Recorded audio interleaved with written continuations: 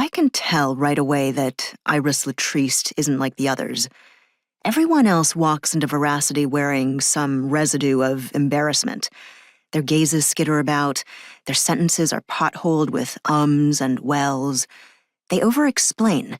They worry that we'll judge them, or they get preemptively angry because they assume we do. Iris Latriste. This woman sits down and tells us about the guy she wants us to verify like she's ordering her first coffee of an arduous morning, and it's vital that the barista gets it right. Not to mention, who goes to a dating detective agency to check up on someone they were flirting with on Soulmate Messenger for all of 16 days? At my verifier interview, when Kamla explained what Veracity did, and I said, with maybe a tad too much enthusiasm, "Like a detective agency?" he looked faintly perturbed, which I've come to realize with Kamla Etsina possibly meant he was one wrist flick away from consigning my resume to the shred pile. That man is harder to read than Finnegan's Wake. A detective agency might seem like an obvious parallel, he said, but he tried to dissuade clients from viewing Veracity as such. The verifiers didn't solve crimes, and they didn't intervene in the course of events beyond reporting their findings to their clients. Think of us, said Kamla, as a personal investments advisory firm. A month into the job, it's obvious to me that all our clients think of us as a detective agency. It's highly unusual, Kamla is saying to Iris, for clients to ask us to verify matches they haven't yet met in person. She frowns like she thinks he's making an excuse to pass on the case. Why? Iris Latriste is rosy, compact, and purposeful.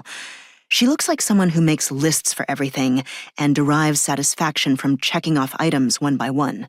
According to her soulmate profile, Flora or Fauna, she's 36 years old, a lawyer, into contemporary art and Japanese food.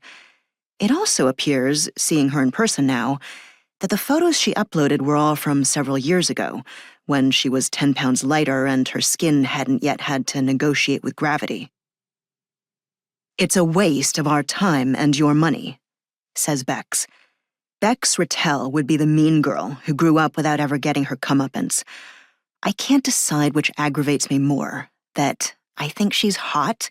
She looks like a Valkyrie and dresses like she runs a fashion line for overperforming female executives, or that she thoroughly intimidates me. Why is it a waste of your time if you're getting paid? Asks Iris. Kamla says, we only take on cases where we feel we can have a meaningful impact. Here, given that Iris's match, whom she knows only as Charataire, his username on Soulmate, is no longer in contact with her, it would make no difference to Iris whether he was lying about anything he had written in his profile or in his chats with her. It might make a difference to other people. I can sense Kamla and Bex exchanging their telepathic equivalent of a, interesting look. The two of them are so in sync, they could set up a trapeze act. Kamla's the boss, theoretically, but Bex talks shit about him all the time, both behind his back and to his face. If this were an Inspector Yuen novel, my comfort read murder mystery series, it'd be easy. Kamla would be the headline name and Bex the sidekick. But I'm pretty sure Bex would sooner self-defenestrate than be thought of as anyone's Watson.